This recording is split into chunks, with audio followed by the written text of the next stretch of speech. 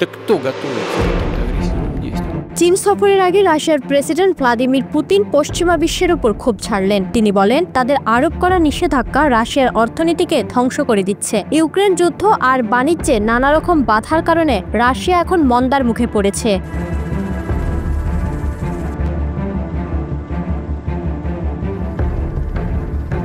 চীনের সরকারি সংবাদ সংস্থা সিনহুয়াকে দেওয়া এক লিখিত সাক্ষাৎকারে পুতিন বলেন, রাশিয়া ও চীন মিলে বৈশ্বিক বাণিজ্যে বৈষম্যমূলক নিষেধাজ্ঞার বিরোধিতা করছে। শনিবার এই সাক্ষাৎকার প্রকাশিত হয়।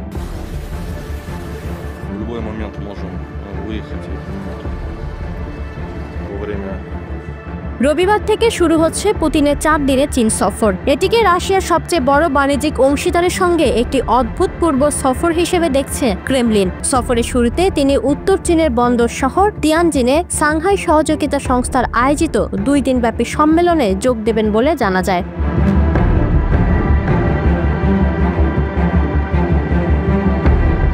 2001 সালে গঠিত এই সংগঠন মূলত ইউরেশিয়া দেশগুলোর মধ্যে নিরাপত্তা ও সহযোগিতার ভিত্তিতে তৈরি। বর্তমানে এসিও এর সদস্য সংখ্যা 10, যার মধ্যে রয়েছে ভারত এবং ইরানও।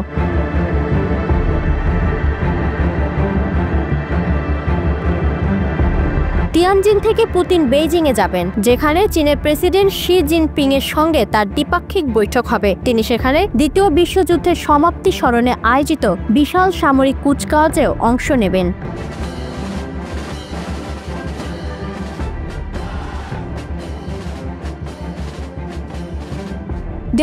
সালে ইউক্রেনে আগ্রাসনের পর থেকে রাশিয়ার উপর একাধিকবার নিষেধাজ্ঞা আরোপ করেছে পশ্চিমা দেশগুলো। ব্যাংক, প্রযুক্তি, শক্তি খাত সব জায়গাতেই এসব নিষেধাজ্ঞার প্রভাব পড়েছে। এতে রাশিয়ার অর্থনীতি মারাত্মকভাবে ক্ষতিগ্রস্ত হয়েছে।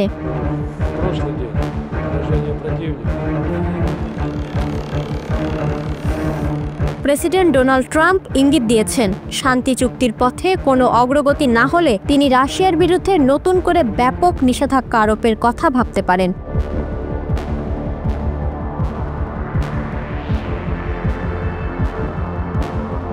পুতিন ও শি জিনপিং 2022 সালেই ঘোষণা দিয়েছিলেন, তাদের মধ্যে সীমাহীন কৌশলগত অংশীদারিত্ব গড়ে উঠেছে। গত 10 বছরে তারা 40টিরও বেশি বৈঠকে মিলিত হয়েছেন।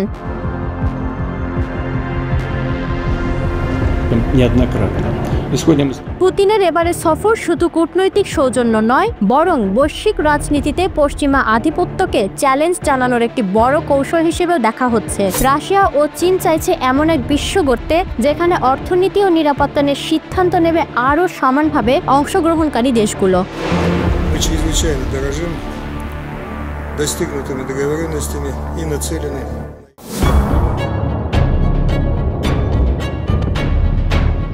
এবার ট্রাম্পকে উল্টো বার্তা দিল মোদি। যুক্তরাষ্ট্রকে তোয়াক্কা না করেই পুতিনের ভরসায় রাশিয়া থেকে তেল আমদানি বাড়ালো ভারত। বার্তা সংস্থা রয়টার্সের এক প্রতিবেদনে জানা যায়, ট্রাম্পের সব ধরনের পদক্ষেপ উপেক্ষা করে আগামী সেপ্টেম্বরে রাশিয়া থেকে জ্বালানি তেল আমদানি বাড়াতে চলেছে মোদি সরকার।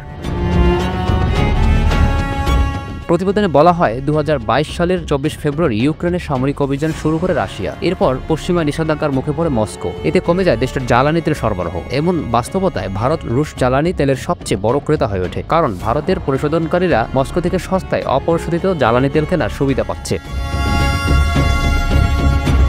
তবে রাশিয়া থেকে তেল কেনায় ভারতের কঠোর সমালোচনা করেছেন মার্কিন প্রেসিডেন্ট ডোনাল্ড ট্রাম্পের প্রশাসন। শাস্তি হিসেবে ভারত থেকে যুক্তরাষ্ট্রের আমদানি করা পণ্যের উপর শুল্ক বাড়িয়ে দ্বিগুণ করেছেন ট্রাম্প। গত বুধবার থেকে ভারতীয় পণ্যের উপর 50% শুল্ক কার্যকর হয়েছে। ভারত বলছে তারা আলোচনার মাধ্যমে শুল্ক সমস্যার সমাধান করতে চায়। তবে দেশটির প্রধানমন্ত্রী নরেন্দ্র মোদী রাশিয়ার প্রেসিডেন্ট ভলোদিমির পুতিনের সঙ্গে বৈঠক সহ অন্যান্য কূটনৈতিক সফরেও ব্যস্ত সময় পার করছেন।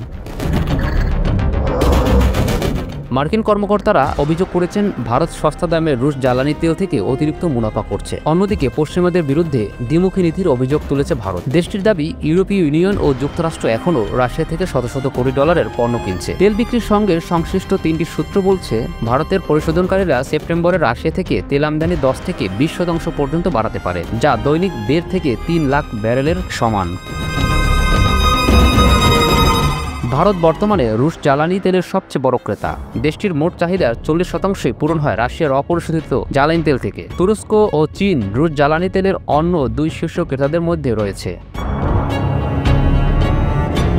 এদিকে বুধবার থেকে কার্যকর হওয়া নতুন শুল্ক হারের প্রভাব বৃহস্পতিবারই পড়েছে ভারতীয় শেয়ার বাজারে। সকালে লেনদেন শুরু হতে সেন্সেক্স সূচক নেমে আসে 508 পয়েন্টে। একই সময়ে নিফটি সূচক পড়ে যায় 157 পয়েন্টে। বাজার জুড়ে বিনিয়োগকারীদের মধ্যে আতঙ্ক ছড়িয়ে পড়ে।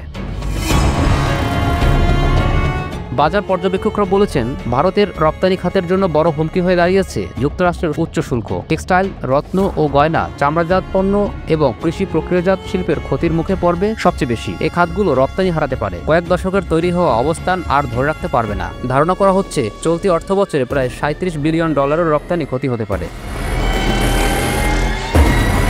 ভারত সরকারের পক্ষ থেকে বলা হয়েছে, যুক্তরাষ্ট্রের সঙ্গে আলোচনার মাধ্যমে সমস্যার সমাধান হবে। তবে বিকল্প বাজার খোঁজার পরিকল্পনা হাতে নেওয়া হয়েছে। আফ্রিকা, লাতিন আমেরিকা ও ইউরোপে রপ্তানি বাড়ানোর উদ্যোগ চলছে। পাশাপাশি রপ্তানিকারকদের জন্য আর্থিক সহায়তার ব্যবস্থা করা হচ্ছে। অর্থনীতিবিদরা মনে করছেন, যুক্তরাষ্ট্রের সঙ্গে কূটনৈতিক আলাপই যথেষ্ট নয়। ভারতের রপ্তানি নির্ভর খাতগুলোকে আরও নতুন করে সাজাতে হবে। দেশীয় উৎপাদনে বৈচিত্র্য আনতে হবে। আঞ্চলিক বাজার বাড়ানোর দীর্ঘমেয়াদে সমাধান হতে পারে। আন্তর্জাতিক রাজনৈতিক চাপের কারণে বাজার আরও অস্থির থাকবে, যা বিনিয়োগকারীদের জন্য সতর্কবার্তা।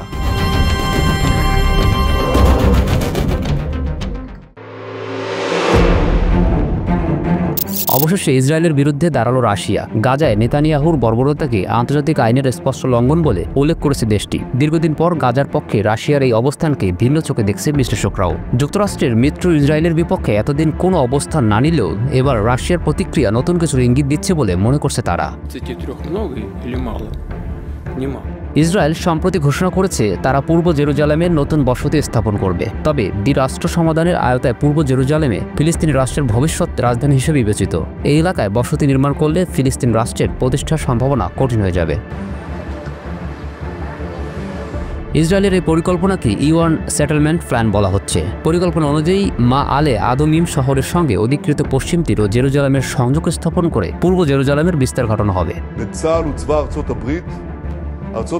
রাশিয়ার পররাষ্ট্র মন্ত্রণালয়ের মুখপাত্র মারিয়া জাখারোভা শুক্রবার মস্কোতে সাংবাদিকদের বলেন, অধিকৃত ফিলিস্তিনি ভূখণ্ডের পরিস্থিতি অত্যন্ত নেতিবাচক দিকে এগোচ্ছে এবং এটি গভীর উদ্বেগের কারণ। E1 এলাকায় বসতি নির্মাণ ফিলিস্তিনি রাষ্ট্রের ভূ সম্পর্কিত সংহতিকে ব্যাহত করবে, যা আন্তর্জাতিক আইনের আলোকে ফিলিস্তিনি রাষ্ট্রের টিকে থাকার জন্য অপরিহার্য। তিনি আরও বলেন, এই প্রকল্পটি 20 বছর আগে তৈরি হলেও আন্তর্জাতিক সম্প্রদায়ের সমালোচনার কারণে বারবার স্থগিত হয়েছে। আমরা আশা করি এটি শেষ পর্যন্ত বাতিল হবে, যাতে দুরাষ্ট্র সমাধানের সম্ভাবনা সংরক্ষিত থাকে।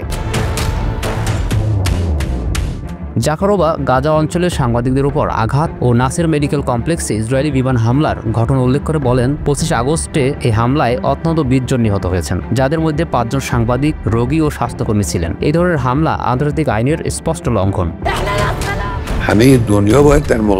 তিনি নিহতদের পরিবার ও স্বজনদের প্রতি সমবেদনা জানিয়ে বলেন, গাজা অঞ্চলে অবিলম্বে শত্রুতা বন্ধ এবং ফিলিস্তিন ইসরায়েল সংঘাতের সমাধান প্রক্রিয়াকে রাজনৈতিক ও কূটনৈতিক পথে ফিরিয়ে আনা অত্যন্ত জরুরি।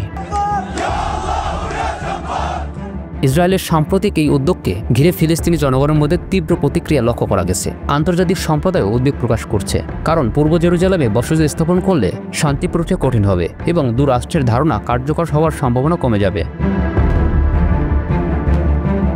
জাকারোভা রাশিয়ার অবস্থান স্পষ্ট করে বলেন, গাজা অঞ্চলে শত্রুতা অবিলম্বে বন্ধ হওয়া এবং ফিলিস্তিন ইসরায়েল বিরোধ সমাধানের প্রক্রিয়াকে রাজনৈতিক ডিপ্লোম্যাটিক পথে ফিরিয়ে আনা আমাদের মূল লক্ষ্য। এক্ষেত্রে যে কোনো অসংযমিত হামলা আন্তর্জাতিক আইনের স্পষ্ট লঙ্ঘন।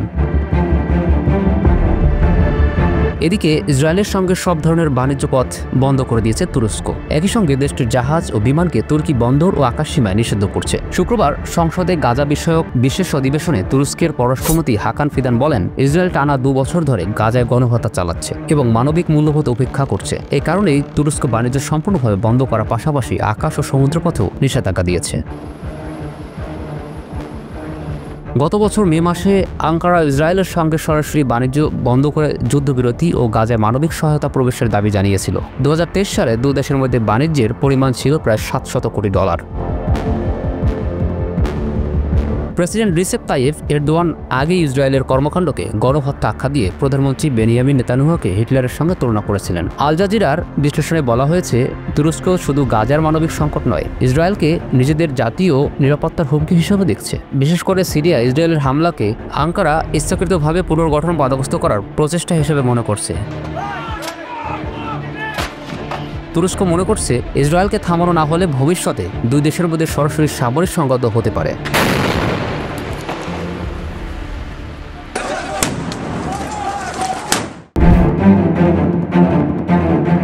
চীনের উপর যুক্তরাষ্ট্রের বহু বছরের প্রযুক্তি নিষেধাজ্ঞায় এক অপ্রত্যাশিত পরিবর্তন এনে প্রেসিডেন্ট ডোনাল্ড ট্রাম্প গত মাসে এনভিডিয়াকে চীনা বাজারের জন্য তৈরি একটি গুরুত্বপূর্ণ এআই চিপ আবার বিক্রির অনুমতি দিয়েছেন।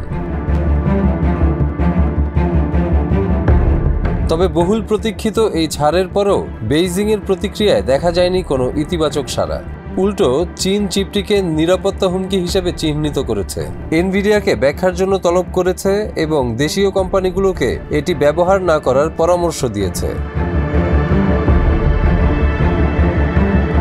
বিশ্লেষকদের মতে চীনের এই ঠান্ডা প্রতিক্রিয়া আসলে তাদের আত্মবিশ্বাসের বহিঃপ্রকাশ।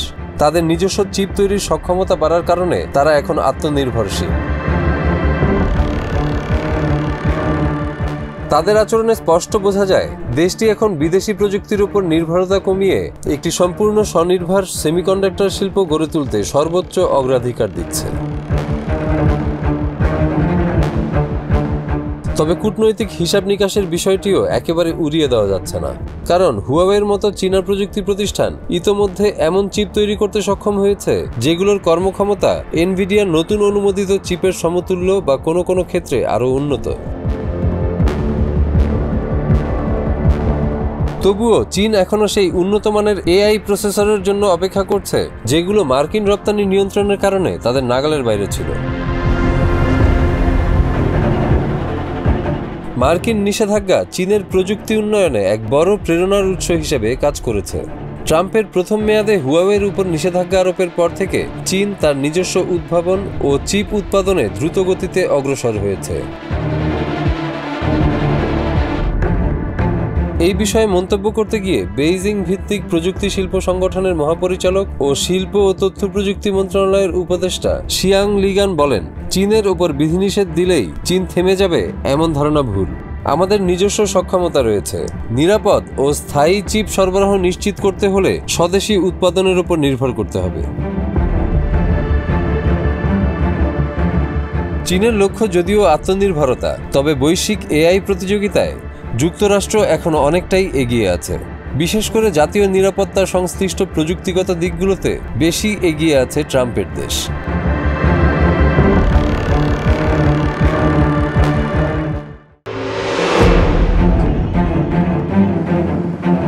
গাজায় এবার প্রতিরোধ যোদ্ধাদের প্রতিরোধে পিছু হটতে বাধ্য হয়েছে ইসরায়েলি সেনারা। শুধু তাই নয়, ইসরায়েলি সেনাদের বিরুদ্ধে কঠোর প্রতিরোধ গড়ে তুলেছে গাজার প্রতিরোধ যোদ্ধারা। যোদ্ধাদের এই সাফল্যের বিষয়টি স্বীকার করেছে ইসরায়েলি গণমাধ্যমও। ইসরায়েলি সেনাবাহিনী বলেছে, গাজা সিটিতে ফিলিস্তিনি যোদ্ধাদের সঙ্গে সংঘর্ষে একজন ইসরায়েলি সেনা নিহত এবং কমপক্ষে 11 জন গুরুতর আহত হয়েছে। এছাড়া লজিস্টিক কিছু সুবিধাও ধ্বংস করেছে প্রতিরোধ যোদ্ধারা। ইসরায়েলি গণমাধ্যমের খবরে বলা হয়েছে, ইসরায়েলি প্রতিরক্ষা বাহিনী আইডিএফ সেনা নিহতের তথ্য স্বীকার করেছে। তারা জানিয়েছে ওই হামলায় 4 সেনা নিখোঁজ রয়েছেন। অতিরিক্ত সেনা পাঠিয়ে তাদের খোঁজা হচ্ছে। শনিবার আল জাজিরার প্রতিবেদনে বলা হয়, গাজা সিটির জেইতুন এলাকায় হামাস যোদ্ধারা ইসরায়েলি সৈন্যদের উপর অতর্কিত হামলা চালায়। তীব্র গুলিবর্ষণের মধ্যে সৈন্যদের সরিয়ে নিতে ইসরায়েলি সেনাবাহিনী হেলিকপ্টার পাঠিয়েছে। সেখানে থেমে থেমে যুদ্ধ হয়। সর্বশেষ পরিস্থিতি এখনও অজানা। শুক্রবার এ ঘটনা ঘটে। ঘটনার পর ইসরায়েলি সেনারা হ্যানিবাল প্রোটোকল চালু করে, যা যুদ্ধক্ষেত্রে সেনাদের বন্দী হওয়া ঠেকাতে ব্যবহৃত হয়। হামাসের মুখপাত্র আবু ওবায়দা বলেছেন, গাজা দখলের মূল্য ইসরায়েলি সেনাদের রক্ত দিয়েই চুকাতে হবে। এ ধরনের অভিযানে আরও বেশি ইসরায়েলি সেনা বন্দী হওয়ার সম্ভাবনা বাড়ছে। সর্বশেষ মৃত্যুর ফলে যুদ্ধ শুরু হওয়ার পর থেকে গাজায় নিহত ইসরায়েলি সৈন্যের সংখ্যা 455 জনে দাঁড়িয়েছে। তবে হামাস যোদ্ধারা দাবি করছে, ইসরায়েল সেনা হতাহতের প্রকৃত সংখ্যা গোপন করেছে। নিহতের সংখ্যা আরও বেশি। এদিকে ইসরায়েলকে লক্ষ্য করে ক্ষেপণাস্ত্র ছুড়েছে ইয়েমেনের হুথি বিদ্রোহীরা। তবে সেটি ইসরায়েল পর্যন্ত পৌঁছাতে পারেনি। লক্ষ্যভ্রষ্ট হয়ে ক্ষেপণাস্ত্রটি সৌদি আরবে ভেঙে পড়ে। তবে এ বিষয়ে এখনও সৌদি আরবের কোনো প্রতিক্রিয়া পাওয়া যায়নি। শুক্রবার রাতে ইয়েমেনের ইরান সমর্থিত হুথি বিদ্রোহীদের ছোড়া একটি ব্যালিস্টিক ক্ষেপণাস্ত্র ইসরায়েলে প্রবেশে ব্যর্থ হয়েছে। হিব্রু গণমাধ্যমের খবরে বলা হয়েছে, ক্ষেপণাস্ত্রটি সম্ভবত সৌদি আরবে পড়েছে। ক্ষেপণাস্ত্রটির ধেয়ে আসার সময় ইসরায়েলে কোনো সতর্কতা জারি করা হয়নি এবং কোনো সাইরেনও বাজেনি। এর আগে বৃহস্পতিবার ইসরায়েলের হামলায় বেশ কয়েকজন শীর্ষ হুথি কর্মকর্তা নিহত হওয়ার পর এই ক্ষেপণাস্ত্র হামলাটি চালানো হয়েছে। দ্য টাইমস অফ ইসরায়েলের প্রতিবেদনে বলা হয়, ইয়েমেনের হুথি বিদ্রোহী সরকারের প্রধানমন্ত্রী আহমেদ আল রাহাওয়িকে হত্যা করেছে ইসরায়েল। রাজধানী সানায় ইসরায়েলি বিমান হামলায় তিনি নিহত হন। আহমেদ ইরান সমর্থিত ছিলেন এবং ইসরায়েলের বিরুদ্ধে সাম্প্রতিক হামলায় তিনি জড়িত বলে অভিযোগ উঠেছে। ইয়েমেনের আল জুমহুরিয়া চ্যানেল এবং আদেন আল গাদ সংবাদপত্র জানিয়েছে, হুথি প্রধানমন্ত্রী আহমেদ আল রাহাওয়ি একটি অ্যাপার্টমেন্টে ইসরায়েলি হামলায় নিহত হয়েছেন। পরে তার বেশ কয়েকজন সঙ্গীও নিহত হয়েছেন বলে জানা গেছে। এর আগে বৃহস্পতিবার আলাদা একটি হামলা হয়। 10 জ্যেষ্ঠ হুথি মন্ত্রীকে লক্ষ্য করে হামলা চালানো হয়েছিল। হুথি গোষ্ঠীর নেতা আব্দুল মালিক আল হুথির বক্তৃতা শুনতে রাজধানীর বাইরে একটি স্থানে জড়ো হয়েছিলেন। সে সমাবেশ লক্ষ্য করে সুনির্দিষ্ট হামলা হয়।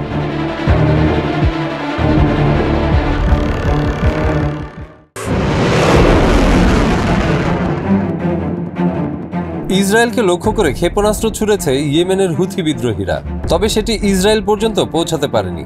লক্ষ্যভ্রষ্ট হয়ে ক্ষেপণাস্ত্রটি সৌদি আরবে ভেঙে পড়ে, তবে এ বিষয়ে এখনও সৌদি আরবের কোনো প্রতিক্রিয়া পাওয়া যায়নি। ইসরায়েলের সামরিক কর্মকর্তারা জানিয়েছেন, শুক্রবার রাতে ইয়েমেনের ইরান সমর্থিত হুথি বিদ্রোহীদের ছোড়া একটি ব্যালিস্টিক ক্ষেপণাস্ত্র ইসরায়েলে প্রবেশে ব্যর্থ হয়েছে। হিব্রু গণমাধ্যমের খবরে বলা হয়েছে, ক্ষেপণাস্ত্রটি সম্ভবত সৌদি আরবে পড়েছে।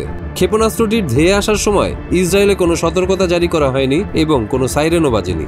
এর আগে বৃহস্পতিবার ইসরায়েলের হামলায় বেশ কয়েকজন শীর্ষ হুথি কর্মকর্তা নিহত হওয়ার পর এই ক্ষেপণাস্ত্র হামলাটি চালানো হয়েছে। দ্য টাইমস অফ ইসরায়েলের প্রতিবেদনে বলা হয়, ইয়েমেনের হুথি বিদ্রোহী সরকারের প্রধানমন্ত্রী আহমেদ আল রাহাওয়িকে হত্যা করেছে ইসরায়েল।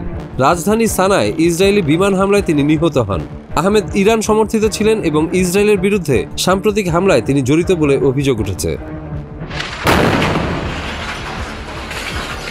ইয়েমেনের আল জুমহুরিয়া চ্যানেল এবং আদেন আল গাদ সংবাদপত্র জানিয়েছে, হুথি প্রধানমন্ত্রী আহমেদ আল রাহাওয়ি একটি অ্যাপার্টমেন্টে ইসরায়েলি হামলায় নিহত হয়েছেন। পরে তার বেশ কয়েকজন সঙ্গীও নিহত হয়েছেন বলে জানা গেছে। এর আগে বৃহস্পতিবার আলাদা কয়েকটি হামলা হয়। 10 জ্যেষ্ঠ হুথি মন্ত্রীকে লক্ষ্য করে হামলা চালানো হয়েছিল। হুথি গোষ্ঠীর নেতা আব্দুল মালিক আল হুথির বক্তৃতা শুনতে রাজধানীর বাইরে একটি স্থানে জড়ো হয়েছিলেন। সে সমাবেশ লক্ষ্য করে সুনির্দিষ্ট হামলা হয়। এদিকে গাজা সিটিতে ফিলিস্তিনি যোদ্ধাদের সঙ্গে সংঘর্ষে একজন ইসরায়েলি সেনা নিহত এবং কমপক্ষে 11 জন গুরুতর আহত হয়েছেন। এছাড়া লজিস্টিক কিছু সুবিধাও ধ্বংস করেছে প্রতিরোধ যোদ্ধারা। ইসরায়েলি গণমাধ্যমের খবরে বলা হয়েছে, ইসরায়েলি প্রতিরক্ষা বাহিনী IDF সেনা নিহতের তথ্য স্বীকার করেছে। তারা জানিয়েছে, ওই হামলায় 4 সেনা নিখোঁজ রয়েছেন। অতিরিক্ত সেনা পাঠিয়ে তাদের খোঁজা হচ্ছে। শনিবার আল জাজিরার প্রতিবেদনে বলা হয়, গাজা সিটির জেইতুন এলাকায় হামাস যোদ্ধারা ইসরায়েলি সেনাদের উপর অতর্কিত হামলা চালায়। তীব্র গুলিবর্ষণের মধ্যে সৈন্যদের সরিয়ে নিতে ইসরায়েলি সেনাবাহিনী হেলিকপ্টার পাঠিয়েছে। সেখানে থেমে থেমে যুদ্ধ হয়। সর্বশেষ পরিস্থিতি এখনও অজানা। শুক্রবার এই ঘটনা ঘটে। ঘটনার পর ইসরায়েলি সেনারা হ্যানিবাল প্রোটেকশন চালু করে, যা যুদ্ধক্ষেত্রে সেনাদের বন্দী হওয়া ঠেকাতে ব্যবহৃত হয়। হামাসের মুখপাত্র আবু ওবায়দা বলেছেন, গাজা দখলের মূল্য ইসরায়েলি সেনাদের রক্ত দিয়েই চুকাতে হবে। এ ধরনের অভিযানে আরও বেশি ইসরায়েলি সেনা বন্দী হওয়ার সম্ভাবনা বাড়ছে। সর্বশেষ মৃত্যুর ফলে যুদ্ধ শুরু হওয়ার পর থেকে গাজায় নিহত ইসরায়েলি সৈন্যের সংখ্যা 455 জনে দাঁড়িয়েছে। তবে হামাস যোদ্ধারা দাবি করছে, ইসরায়েল সেনা হতাহতের প্রকৃত সংখ্যা গোপন করেছে। নিহতের সংখ্যা আরও বেশি।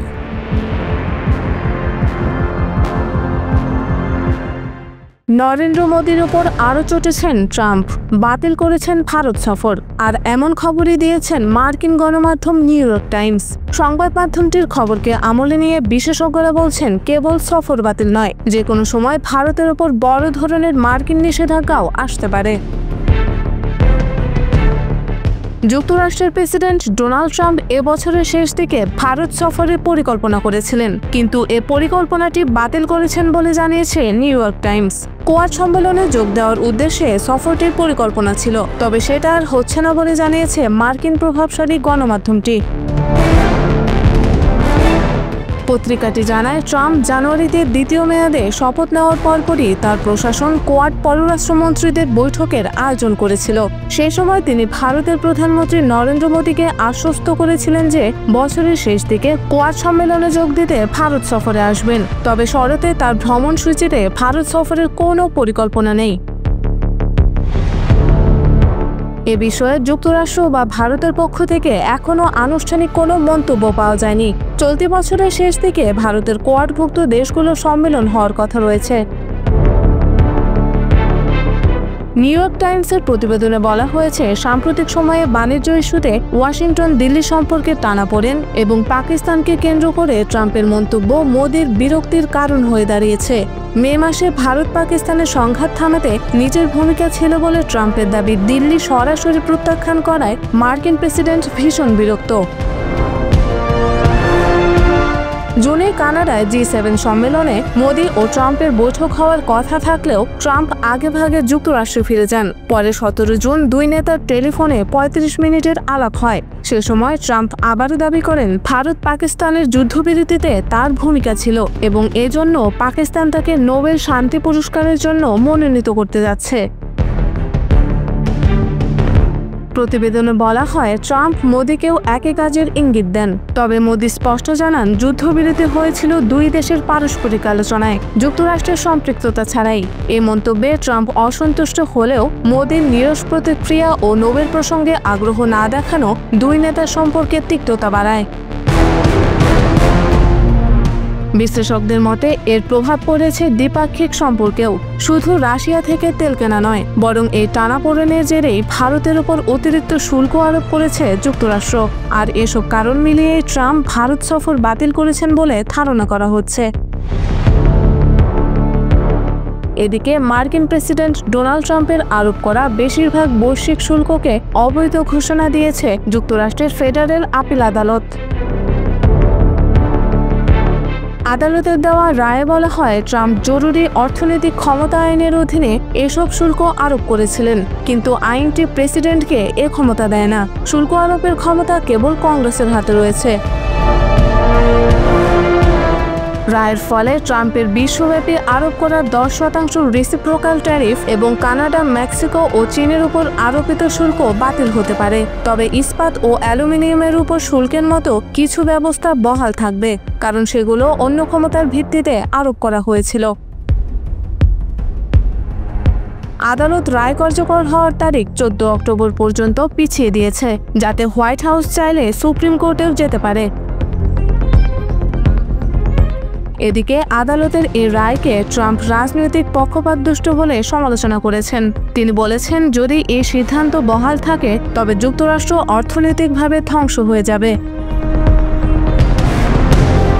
আইনজীবীরা সতর্ক করে বলেছেন, শুল্ক বাতিল হলে জাতীয় নিরাপত্তা, অর্থনীতি ও পররাষ্ট্রনীতিতে বড় ধরনের প্রভাব পড়তে পারে। বিশ্লেষকরা বলছেন, বিষয়টি এখন প্রায় নিশ্চিতভাবেই সুপ্রিম কোর্টে যাবে।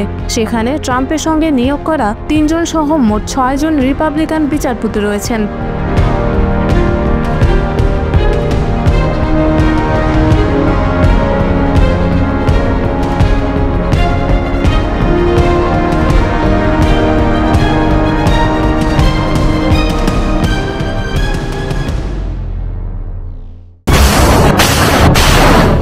ভারত সফলভাবে অগ্নি-5 নামের একটি ব্যালিস্টিক ক্ষেপণাস্ত্রের পরীক্ষা চালানোর 1 সপ্তাহ আগেই পাকিস্তান ঘোষণা দিয়েছিল তারা আর্মি রকেট ফোর্স কমান্ড নামে একটি নতুন বাহিনী গঠনের উদ্যোগ নিচ্ছে। ভারতের ক্ষেপণাস্ত্র মোকাবিলার রক্ষাকবচ কি তাহলে এবার পাকিস্তানের হাতে?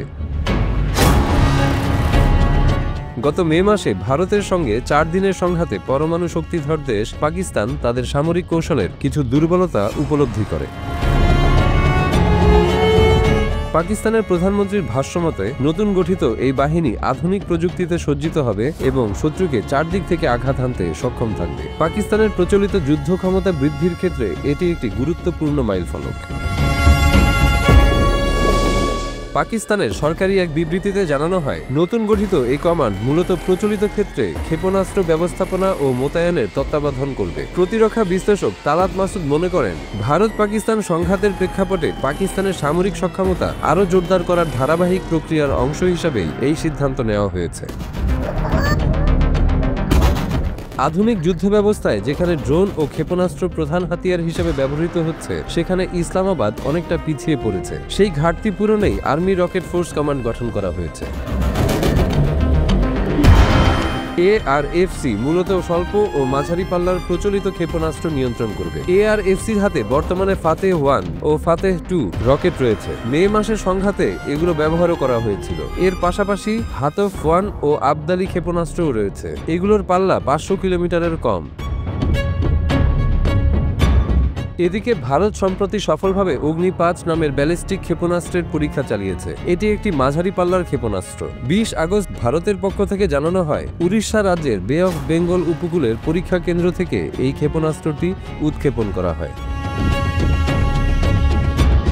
অগ্নি-5 ক্ষেপণাস্ত্রটির দৈর্ঘ্য 17.5 মিটার এবং ওজন প্রায় 50,000 কেজি। এটি 1000 কেজির বেশি পারমাণবিক বা প্রচলিত ওয়ারহেড বহন করতে সক্ষম। এটি 5000 কিলোমিটারের বেশি দূরত্বের লক্ষ্যবস্তুতে আঘাত হানতে পারে এবং এটি ঘন্টায় প্রায় 30,000 কিলোমিটার বেগে ছুটতে পারে, যা একে বিশ্বের দ্রুততম ব্যালিস্টিক ক্ষেপণাস্ত্রগুলোর কাতারে নিয়ে গেছে।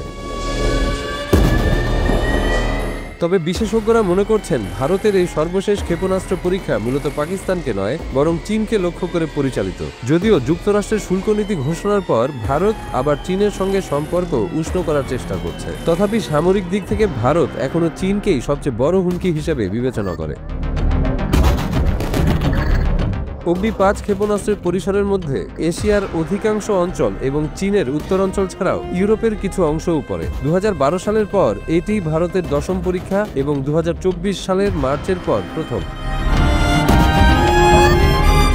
এই পরীক্ষাটি এমন এক সময়ে হয়েছে যখন ভারতের প্রধানমন্ত্রী Narendra Modi Shanghai cooperation organisation SCO এর সম্মেলনে যোগ দিতে চীন সফরে যাচ্ছেন। দীর্ঘদিনের সীমান্ত বিরোধের পর কিছুটা সম্পর্ক উন্নয়নের আভাস মিললেও বাস্তবতা হলো দুই দেশের মধ্যে সম্পর্ক এখনো জটিল ও উত্তেজনাপূর্ণ। এদিকে মার্কিন প্রেসিডেন্ট ডোনাল্ড ট্রাম্প ভারতের পণ্যে দ্বিগুণ শুল্ক আরোপ করেছেন, কারণ ভারত রাশিয়া থেকে তেল কেনা অব্যাহত রেখেছে। তবে এসব রাজনৈতিক চাপ ও কূটনৈতিক উষ্ণতার মাঝেও ভারতের সামরিক কৌশল স্পষ্ট, চীনই তাদের প্রধান প্রতিপক্ষ।